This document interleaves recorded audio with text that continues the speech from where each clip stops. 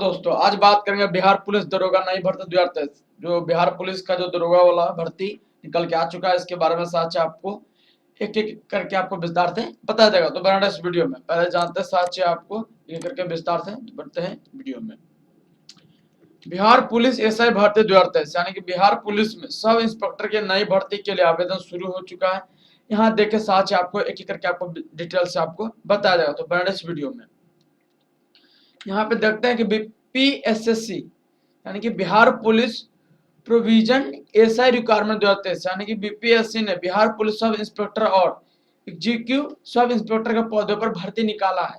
इच्छुक एवं योग्य उम्मीदवार बिहार पुलिस अवर सेवा आयोग के अधिकारी वेबसाइट पर जाकर 4 नवंबर यानी कि 4 दिसंबर तक आप ऑनलाइन आवेदन कर सकते हैं और 4 नवंबर से आपका स्टार्ट कर दिया गया है। उसके बाद नीचे आते हैं इंपोर्टेंट डेट के बारे में। ऑनलाइन आवेदन शुरू होने की जो तिथि है वह 4 नवंबर से स्टार्ट हो चुका है और इसका जो ऑनलाइन आवेदन की जो अंतिम तिथि वह 4 दिसंबर तक यहाँ पे दिया जा रहा है।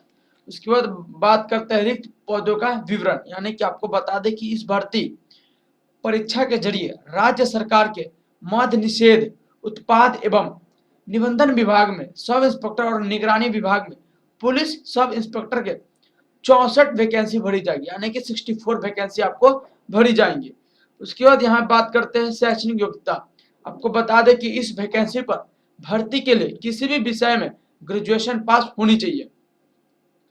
इसमें जो शैक्षणिक योग्यता इसमें जो रखा गया है वह ग्रेजुएशन में किसी भी विषय से आप ग्रेजुएशन पास होनी चाहिए, तभी आप इसमें फॉर्म फिलअप कर सकते हैं। आपको बता दें कि इस भर्ती पर नियुक्ति के उम्मीदवारों की आयु 20 वर्ष से 37 वर्ष होनी चाहिए। आयु की गणना जो 1 अगस्त 2023 तक होगी यानी कि मैं आपको बता दूं कि मिनिमम एज आपका 20 ईयर होनी चाहिए और मैक्सिमम एज 37 वर्ष होना चाहिए। उसके बाद नीचे आते हैं अनारक्षित जो जनरल कैटेगरी के लिए पुरुषों के लिए न्यूनतम आयु 20 वर्ष और अधिकतम 37 वर्ष तथा महिलाओं के लिए न्यूनतम आयु 20 वर्ष और अधिकतम 40 वर्ष रखा गया है। सिर्फ जनरल कैटेगरी के लिए पुरुषों के लिए कम से कम 20 वर्ष और अधिकतम आपका 37 वर्ष रखा गया और महिलाओं के लिए कम से कम 20 वर्ष और अधिकतम 40 वर्ष रखा गया। पिछड़ा वर्ग एवं अत्यंत पिछड़ा वर्गों के पुरुष एवं महिलाओं के लिए न्यूनतम जो आयु है वो 20 वर्ष रखा गया और अधिकतम 40 वर्ष, दोनों के लिए सेम ही है, पिछड़ा वर्ग महिला और पुरुष दोनों के लिए। उसके बाद बात करते हैं अनुसूचित जाति एवं अनुसूचित जनजाति पुरुषों एवं महिलाओं तथा थर्ड जेंडर अभ्यर्थियों के लिए न्यूनतम जो उम्र रखा गया वो 20 वर्ष मिनिमम रखा गया और अधिकतम इसमें 42 वर्ष रखा गया। उसके बाद बात करते हैं चयन की जो प्रक्रिया, आपका 3 चरण में आपका चयन की प्रक्रिया होगा।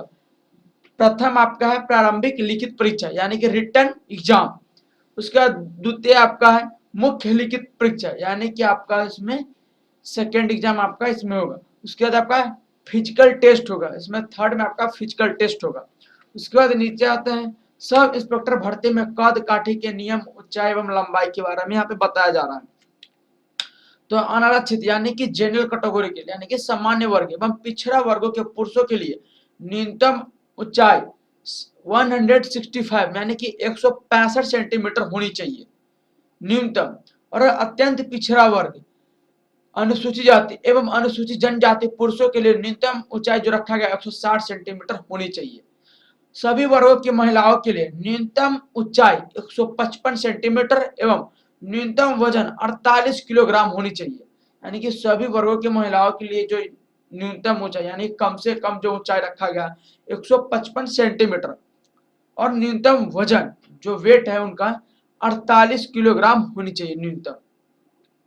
उसके बाद बात करें सीना यानी कि पुरुषों के लिए अनारक्षित सामान्य वर्ग पिछड़ा वर्ग एवं अत्यंत पिछड़ा वर्ग के पुरुषों के लिए बिना फुलाए 81 सेंटीमीटर न्यूनतम होनी चाहिए यानी कि 81 सेंटीमीटर न्यूनतम होनी चाहिए और फुलाकर 86 सेंटीमीटर न्यूनतम होनी चाहिए।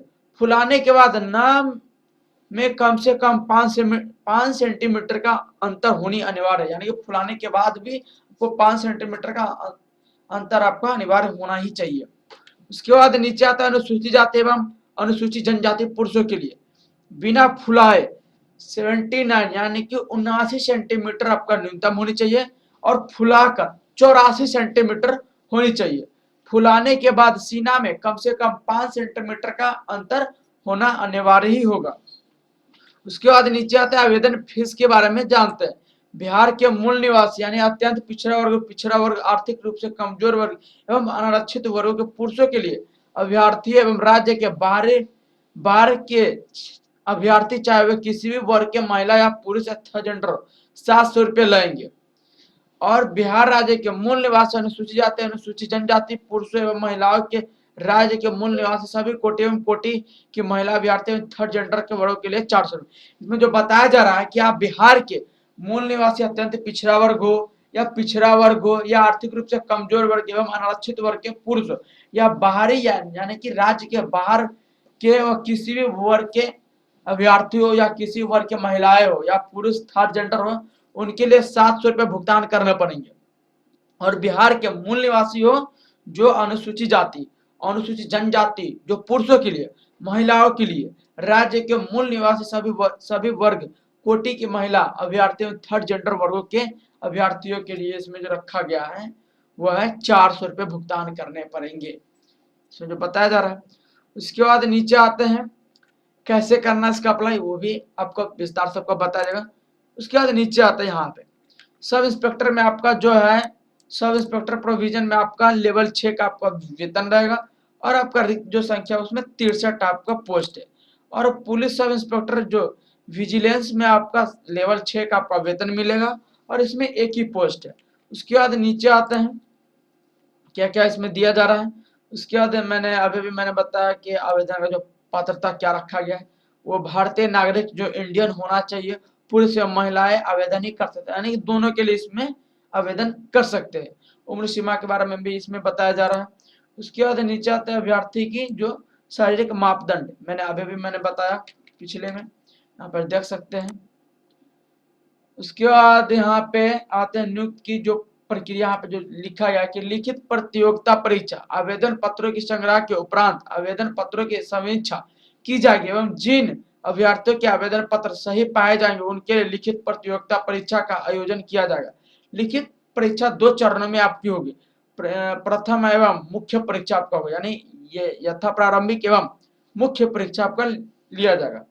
लिखित परीक्षा के सभी पत्र बहुविकल्पीय प्रश्न पर आधारित होंगे। प्रथम चरण जो प्रारंभिक परीक्षा आपको होगी वह 200 अंकों का होगा, यानी कि एक पत्र होगा जिसमें प्रश्नों की कुल संख्या 100 होगी और एवं परीक्षा की अवधि 2 घंटे की होगी, यानी कि आपका प्रश्नों की संख्या 100 होगी और आपका जो समय रहेगा वो 2 घंटे का रहेगा। उक्त पत्र में सामान्य ज्ञान एवं सामाजिक मुद्दों से संबंधित प्रश्न पूछे जाएंगे, यानी कि आपको सामान्य ज्ञान और सामाजिक मुद्दों से संबंधित आपका पूछा जाएगा। इसमें 30% से कम अंक प्राप्त करने वाले अभ्यर्थी मुख्य परीक्षा के लिए असफल घोषित किए जाएंगे, यानी कि जिन कैंडिडेटों का 30% से कम जिनका भी अंक आएगा वो मुख्य परीक्षा के लिए असफल हो जाएंगे।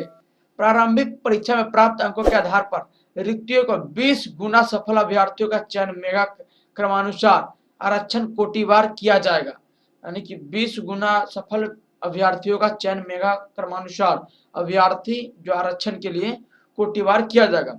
मुख्य लिखित परीक्षा है तो अर्हता प्राप्त अभ्यर्थी की प्राप्त संख्या में अनुपलब्धता की दशा में उक्त अनुपात उपयुक्त रूप से कम किया जा सकता है। इसमें आपको इसमें बता दो, इसमें जो दिया जा रहा है कि इसमें अगर आपका अंक के हिसाब से उसके बाद आपको क्रमानुसार उसमें आरक्षण जो कोटिवार अब यहाँ पे किया जाएगा। उसके बाद नीचे आता है द्वितीय चरण जो मुख्य परीक्षा, प्रारंभिक परीक्षा में सफल अभ्यर्थियों को मुख्य परीक्षा में सम्मिलित होने पर अवसर प्रदान किए जाएंगे, माने मुख्य परीक्षा में 2 पत्र होंगे।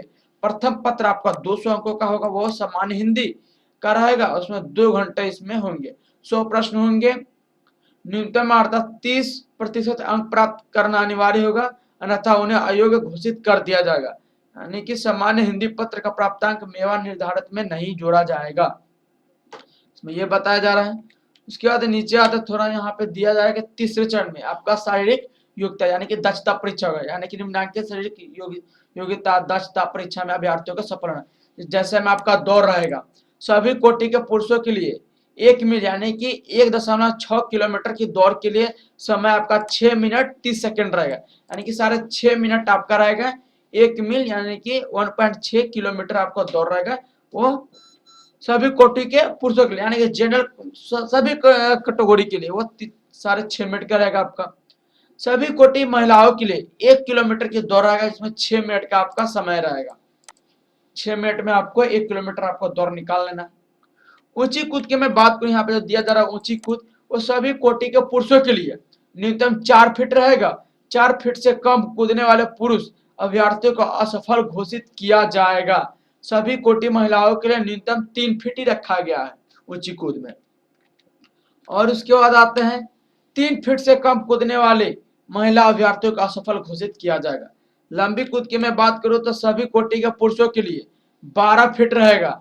लंबी जो कूदे सभी पुरुषों के लिए 12 फीट, जो 12 फीट से कम कूदने वाले पुरुष अभ्यर्थियों को असफल घोषित किया जाएगा। सभी कोटि महिलाओं के लिए जो लंबी कूद है वो 9 फीट रखा गया है, और 9 फीट में अगर जो महिला अभ्यर्थी असफल घोषित हो जाएंगे उन्हें घोषित कर दिया जाएगा असफल। गोला फेंक में सभी कोटि पुरुषों के लिए 16 पाउंड का गोला न्यूनतम रहेगा और 16 फीट फेंकना ही होगा, यानी कि न्यूनतम आपका 16 फीट ही रहेगा। इसमें 16 फीट से कम फेंकने वाले पुरुष अभ्यर्थियों को असफल घोषित किया जाएगा। महिला के लिए जो 12 पाउंड का गोला न्यूनतम रहेगा वो 10 फीट फेंकना होगा, यानी कि 16 पाउंड का गोला रहेगा, आपको 16 फीट फेंकना होगा। और जो महिलाओं के लिए वो 12 पाउंड का गोला रहेगा और 10 फीट फेंकना होगा। उसके बाद नीचे आते हैं नियत समय पुरुषों के लिए 6 मिनट 30 सेकेंड एवं महिला के लिए 6 मिनट में दौड़ पूरी कर लेने वाले अभ्यर्थियों को ऊंची कूद, लंबी कूद एवं गोला फेंक स्पर्धों में न्यूनतम विनिश्चय मानदंड पूरा नहीं करने पर असफल घोषित किया जाएगा तथा ऐसे अभ्यर्थियों को अन्य स्पर्धाओं में सम्मिलित होने का अवसर प्रदान नहीं किया जाएगा। अभ्यर्थी को सभी स्पर्धाओं में अलग अलग सफल होना होगा। मात्र ऊंची कूद, लंबी कूद एवं गोला फेंक में अधिकतम 3 मौका दिया जा सकता है आपको। मेगा सूची एवं नियुक्ति के अनुशंसा इसमें रखा गया है। उसके बाद नीचे आते इसमें क्या क्या इसमें रखा गया है। शैक्षणिक योग्यता यहाँ पे रखा है कि 10वीं बोर्ड के प्रमाण पत्र में यथोलिखित नाम के अंग्रेजी वर्णमाला के क्रम के अनुसार आपका निर्धारित की जाएगी, इसमें ये बताया जा रहा है। उसके अतिरिक्त यहाँ पर जो रखा गया है आप देख सकते हैं, मैंने दिखा दिया है। कनाडा से जनरल कैटेगरी के लिए 27 रखा गया पदों की संख्या। आर्थिक रूप से कमजोर वर्ग के लिए 6 पोस्ट रखा गया। अनुसूचित जाति के लिए 10 पोस्ट, अनुसूचित जनजाति के लिए एक भी पोस्ट नहीं है।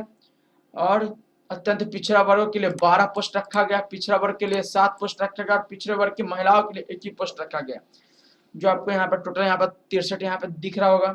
उसके बाद महिला के लिए 35% का आरक्षण यहाँ पे दिया जा रहा है। 9 इसमें रहेगा महिलाओं के लिए। जनरल कैटेगरी के लिए आर्थिक रूप से कमजोर वर्गों के लिए इसमें 2 है। अनुसूचित जाति के लिए आपको 4 पोस्ट रखा गया है। अनुसूचित जनजाति के लिए 1 भी पोस्ट नहीं है। आपका अत्यंत पिछड़ा वर्गों के लिए 4 पोस्ट रखा गया है और पिछड़ा वर्गों के लिए 2 पोस्ट रखा और पिछड़ा वर्ग की महिलाओं के लिए 1 भी पोस्ट रखा नहीं गया। इसमें टोटल 21 हो गया।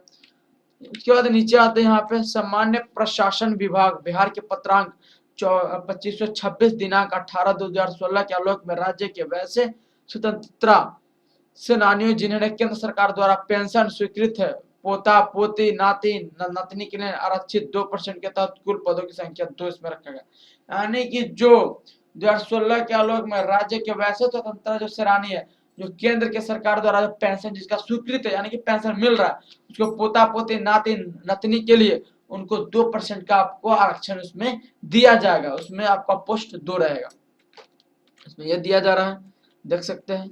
आरक्षण जो कोटि में अनारक्षित में 1 पोस्ट रखा गया है, महिलाओं के लिए भी 1 रखा गया है, देख सकते हैं।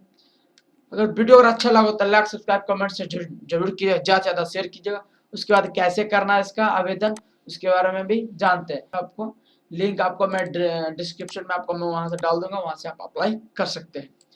जैसे यहाँ पे आप आइएगा तो यहाँ पे आपको देखना होगा proceed to registration and payment पे क्लिक करना होगा।